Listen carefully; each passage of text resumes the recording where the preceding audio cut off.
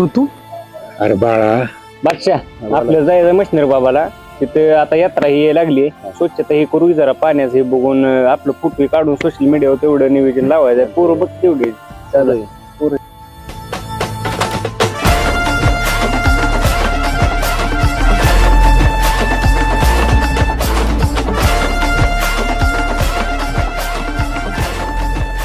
अगं मी असं ऐकलंय की काशाचं पप्पा तमाशात काम करत होतं.